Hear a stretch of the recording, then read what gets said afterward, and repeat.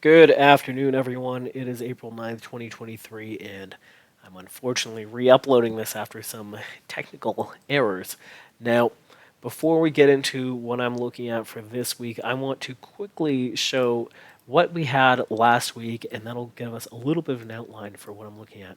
Now, last week, what I was looking for was for us to get no acceptance above 4191, get a breakout attempt above 4150s, and then make our way down to cleaning up the poor structure down to about 4009. However, we did not get that. We had a very, very balanced week. We stayed inside of the developing -3 standard deviation of VWAP all week on the weekly time frame. We were unable to get acceptance above this breakout attempt at 41.55. Notably, our high during the RTH was 41.63. Otherwise, we could also call that the 95% value area high from the first quarter. So usually I consider that kind of the last chance for bears or bulls to step in, depending on if it's the upside or downside. So bears did step in where you would want them to, and losing that, in my opinion, would let us come up to new highs on the year. We'd be breaking that Q1 high. We spent we also, to the downside, we stayed above last week's first standard deviation of VWAP. We stayed above last week's value area high. We couldn't even get into the halfback from last week. So, in general, bulls did a very great job of not letting us really get much of anywhere. Every day, we kind of just, if we lost a level, it was just one level and then balancing. Lose one level, balance, lose one level, and balance. And then on Thursday, we finally got that short squeeze back up towards 34 quarter, which was last week's 95% value area high.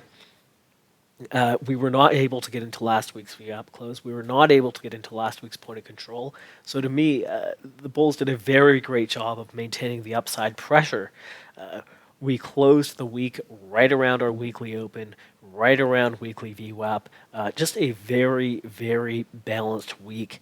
Now, what am I looking at coming into this week? Well, we don't have a lot of news Monday and Tuesday. Next to nothing important, so I'm not noting it. Wednesday is going to be our big day. CPI pre-market at 8:30, 2 o'clock FOMC, so that's going to be a huge day. And if there is too much volatility after that CPI, I will likely be holding off for the day. Thursday PPI, Friday retail numbers, all pre-market, and then the University of Michigan sentiment. We also have a couple bond auctions on Wednesday and Thursday at 1 o'clock.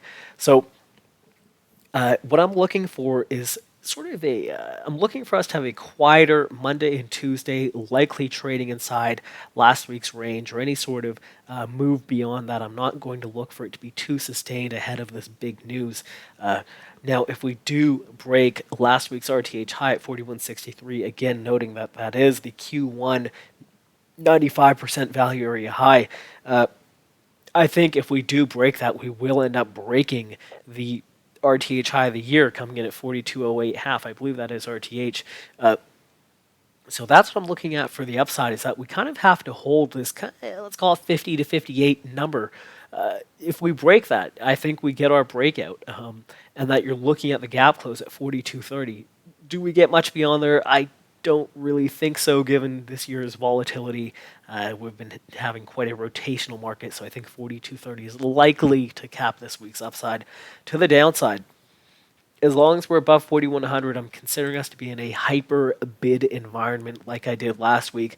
4080, that's because we're above 4082s, which represent last month's 95% value area high. So again, talking about these 95% numbers, as long as we're above there, I think we're still in exploration mode overall relative to last month's range. And the majority of last month's range, again, was kind of below this 4082 number, which happens to be right around that March 6th high, which is interesting. So if we lose that, if it is just a quick look below this balance, the same balance that we were trading in, much like now, if we look below that balance, get a bid at 4082. If it's a quick emergency bid sort of thing, quick look below, sellers fail, come back inside, I will be looking for us to come back to the upside. Now, if sellers do maintain pressure, I will be looking for us to close that gap down at 4,009 half. Notably, the quarterly VWAP close also coming in at 4014.75. So that's what I'm looking at for the most part, is that sort of range. That's kind of 4,009 to the downside and 4,230 to the upside. And then spending Monday and Tuesday largely inside of last week's range. If we do lose this 39.75, because it's important to have this scenario in mind, if we do lose 39.75, I think we end up having a large liquidation session. However, again, given this year's volatility so far, I doubt that we're going to have what would that be, losing 39.75, 170-point move downwards. I just don't really see that in the cards for now. So that's all I really have for this week. Not looking for any huge calls. A couple weeks ago, I'd called for 41.28 or something like that to trade. I think that was very clear. I think this is much more unclear, especially with this Wednesday giant news session occurring. I think it's best to trade this day for day, day to day, and just look at the overall structure as it develops. So I will likely have an update to this plan by Wednesday's close, after this FOMC junk and CPI crap is done with. Until then, this will be largely what I'm working with, is for us to look trade inside last week's range Monday and Tuesday for the most part, maybe getting a quick look below or look above and fail, and then Wednesday getting a big directional move, and then we can edit this plan based on the structure changes that have occurred at that time.